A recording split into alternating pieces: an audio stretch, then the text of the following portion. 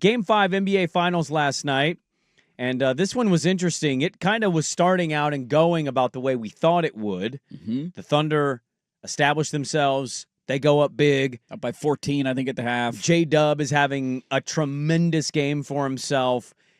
And then the third quarter, and then T.J. McConnell happens. T.J. McConnell, baby. He was slapping the floor all over the place last night. I'll give you a take. Gym rap. I think Pascal Siakam wins Finals MVP if the Pacers win. In fact, I feel fairly confident in saying that. He was really good in the fourth quarter of that game.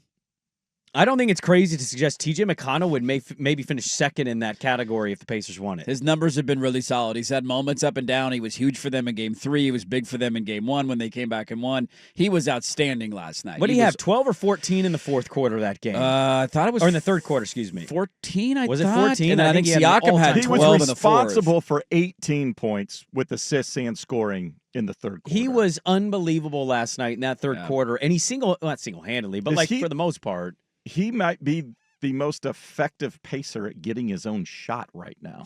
He's been pretty good. I don't think you're wrong about that. And he hasn't been scared away from doing it either. No. Take a shot, buddy. He's been aggressive. He's been smart. He's gone right at Chet a couple of times. He's got the weight advantage on Chet. That's super hot. He can bully him down on the block. Oh. T.J. McConnell's sister, pretty hot. Yeah, she's hot. Yeah, she's in the WNBA. Oh, okay. But he has a great third quarter. Pascal hits a three. It was 95-93. And we're like, oh my God. They're going to do it again. They're going to do this. And, of course, who bet it this time when they didn't actually do it? Down by 16 in the second quarter. I'm like, I'm not missing this one again. Do you remember the odds? Plus, it had to have been like plus 600, right? I think right as I locked it in, they made a shot, and it was like, you have to accept your new odds. I'm like, damn you, DraftKings. This is so stupid. My bet was in. I was clicking the button. I think it was plus 800. It had to have been pretty high. Let me see. Let me go to my lost bet tickets. Yeah. Settled bets. You got to scroll through those, don't you? There's a lot of them in here. As I'm waiting for my app to load. It was, it was plus 800. They hit a 3 right as I locked in the bet, and it took it to plus 600. Okay. And then at that point, I'm like, I've already made the bet, but this is dumb. It should have been plus 800. Still at 6-1 odds. Yeah. And they come back 95-93. Here we go. They're going to do it again, baby. Nope. Didn't happen. Thunder defense. Jalen Williams, SGA, everybody just Caruso all over, diving everywhere. Sometimes there's a play that sticks out like a sore thumb where you're like, that's the straw that broke the camel's back. So what is it for you? Because I wrote it down. I have this one. For me, it was they cut it to 2. I don't know if that was the moment it was 95-92. I think it was. Mm-hmm. They cut it to 2. Jalen Williams hit a 3 on the other side to push it back to a 5-point game. And on the ensuing possession, I believe it was Nembhard, had a miscommunication with Halliburton. He thought he was cutting one way. He cut the other way, basically passed it to nobody, and it was a breakaway dunk for OKC. And as quickly 98-93? And as quickly as they cut it to 7:49 left. Just like that, they were back down, and the crowd got into it. Carlisle called a timeout, and you're like, dude, that you had the ball with I guess not to take a lead because you were down by 5, but you're right there in the mix, and you give him an easy dunk the other way, and it felt like momentum kind of swung back in the favor of OKC. Well, now my computer just completely screwed up. That's always a good thing to happen live on the air. Why does this do this? Why do I have a pop-up? It's blocking my whole thing. Oh, too much porn over there, Dan. Porn. No, it's not. Here is mine, actually. Despite it being 95-93 and then just the onslaught run, 4 straight steals. Yeah. And just bludgeoning them in the fourth after that moment. I'm going to give you one from the end of the third. I wrote it down. I thought it was massive. The Pacers pushed them. They got back in this game. Third quarter, 15 seconds left. It's 85-79. Feels like, man, a 3 here would just down by carry 3. them. Oh, my God, yeah. Same guy.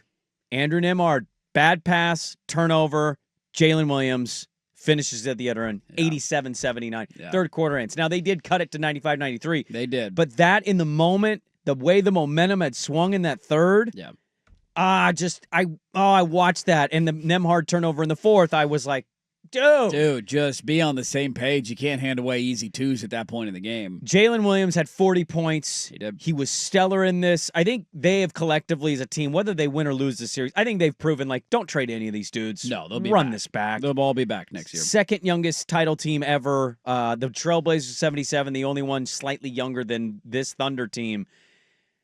Halliburton might be injured. He logged an 0-for. Not good in the NBA Finals, Bob. He's not Hard been to win a great. game when your best player goes 0 for 6 from the floor. I said it yesterday. He needed 25, I think, for them to win. They lost 120-109. Is he back to being overrated again? We went from game one, game winner. Now he's back to overrated in game 5. I don't think he's overrated. I don't think anybody was putting him in like a top 5 category. No. But he's going to be one of these guys that largely hovers in and out of the top 10. Look, I get the injury part, but like if you play, you play. The expectations are there if you're on the floor. LeBron says he's injured and everybody laughs at him because he lost. And, he's injured now. Oh, yeah, right. Well, if this dude's injured, I can't give it an out. He's on the court. You can't be over from the field, man. No. You just can't be. He was awful last night. Some of the most famous games in final history have happened when guys have been dealing with things. The Jordan flu game is one of the most iconic moments in the history of the NBA, whether it was food poisoning, Willis Reed, right? you had Isaiah Paul Thomas Pierce on the pooping. broken ankle, Paul Pierce pooping his pants. There's a lot of these over the years.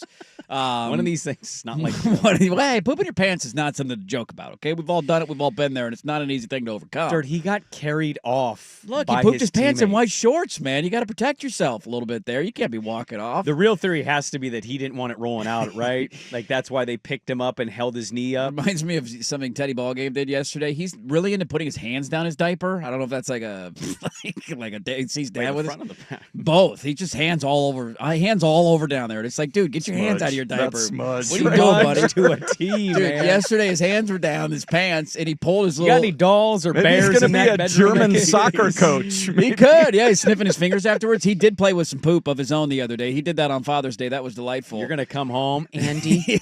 What I saw him doing to that bear. Oh my God! I didn't know he knew what that He was humping a pie in the kitchen. And he's got his hands down his pants. He somehow managed to pull his little ween out of his diaper, like got it, like wiggled it free to where it was like poking up in front of the diaper. And all of a sudden he's in his room and he comes running. I was sitting on the couch yesterday. He comes running out into the living room and he says to me, "Uh-oh." And I'm like, "Uh-oh what, buddy? What'd you do?" And I see a little wet spot on his stomach. And I'm like, "Oh, did you kind of seep through your diaper? Like, what happened? Like, let's go change your diaper, buddy." He's like, "Uh-oh." He said it again. And then as I pick him up, I realize he is in the process of peeing, and his unit is just out there. There's nothing protecting it, and it's all over the place. So speaking of pooping your pants, that happened to me yesterday. Fun little anecdote this morning of fatherhood. Happy Father's Day out there to everybody. We've all been there. All right, let's go clean this up. This will be fun at 11 o'clock on a Monday afternoon. So Halliburton's hurt. Got a calf issue. Dude, you've got to the point last night where what did I say? I don't know how we got from Halliburton calf injury. Oh, we talked about to pooping our just pants. I just thought your about son being diaperless, pissing everywhere. just peeing everywhere. Uh-oh. Like, yeah, dude, that's it. Uh-oh, man. When does it get to a point when you take him out? Well, you can't. You have to. He is horrible. Like, he couldn't do anything. He couldn't move. He couldn't make a shot. Like, I get it. He's the face of the franchise. It's the NBA. He's not their best player, though. Debatably your best player. Not anymore. Not right now. But So debatably your best player. If you get this in the first half, your season is on the line. I don't care about the optics. I think it's more has to do if TJ McConnell outplayed him in spades yesterday. Oh, he was it's not even a the better debate. player. Yeah. Well, I think it's more defensively. If he can't function defensively because he can't move that leg and he can't stay in front of He everybody. can't get his own shot off. He can't stay in front of anybody. Here's my thing. I see him move, and sometimes I'm like, "Are you hurt?" But then I watch him sometimes, and I'm like, "You look a little hurt." I can't tell. When he falls down, he grimaces. I mean, I'm sure he shot it up with all sorts of pain medication. Can I ask you guys this? Do you feel because they're cooked if they don't have? I mean, it's over. It's probably over anyway. I personally think the series is over, ended, but I think Indy's going to fight like hell in Game 6. It's a home game, right? So we can't dismiss it completely. I do feel like they're reffing these teams differently, though. Do you? I feel like they're allowing more physicality with OKC. Yeah, I agree with you there. And I feel like they're nitpicking, like the Neesmith one. I mean, to start the game, you could say absolutely that's a foul in the regular season. Him and Dort going for the ball. Dort gets it. He falls out of bounds. Instant foul on Neesmith. Yeah. I'm telling my brother-in-law, I love Neesmith. Just wish he'd stop fouling. That dunk putback he had where nobody knew he made it. That was pretty cool. Good Lord. That was pretty badass. Yeah, does Breen need new glasses? He totally No, whiffed. I don't think the broadcast. Doris saw it. Well, Doris was like, Mike, did he make that? And I tell you right now, I was watching on the broadcast. I thought he made it, but I wasn't 100% confident. I wasn't certain that it would. Yeah, that he made it. Did you? You thought that was easy? You could tell he put that back. I couldn't tell. Yeah, Oh. I was. Yeah, finally got home and was watching at that point, and yes, it was. Yeah, he climbed right up his back. Now he could have been called because he launched himself off of Chet's shoulder. I didn't think that was. See, that's my thing is I think they're allowing physicality for OKC a little more so than Indiana. Do you guys feel that way, or am I alone here? No, I just think, and that's part of the scrutiny watching the finals versus game 42 in February, is they're very technical about what contact occurs, and does it allow a player an advantage versus just two guys running into each other.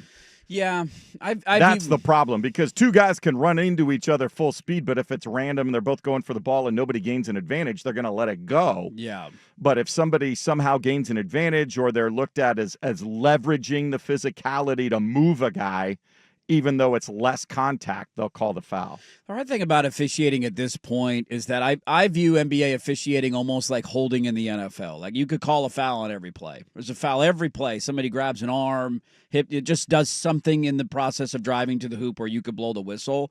I do feel like it is favoring one team over the other. Now, I don't think foul calls and free throw discrepancy would point to that. I don't know what the totals have been. I think they ended up far. relative. I'd have to go game by game, but I know last night it was night. relatively close last night. Now, a lot of it went to SGA. I think he went to the free throw line 14 or 15 times, and Williams went to the foul line a ton. It was 25-24, so they were just called for one less foul than the Pacers. So foul call total is pretty similar. I'd imagine them free throws are pretty similar too, if that's where the foul calls were.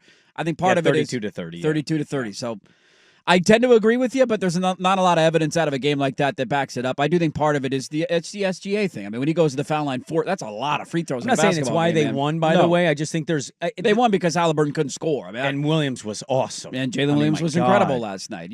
Indiana can't win a game on the road in this. It was remarkable that they were even down 2, considering that Halliburton didn't make a field goal. I couldn't believe That's it. That's insane that they were even in that basketball game, and it's a credit to McConnell and the way he played.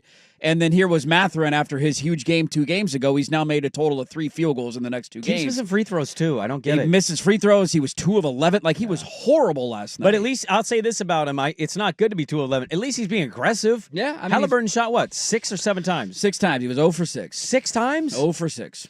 Even if you're 0 for 14, you can't shoot just 6 times. He just stopped trying, man. And they got a great game from Siakam in the fourth quarter, too. Siakam in the fourth was insane. He went like off. Hell. Finally had one of those. I think he had 12 or 14 points in the fourth quarter. He was outstanding. It just, when you're playing with a hand time behind your back because your best player can't make a field goal, you're not going to win a game on the road in the NBA Finals.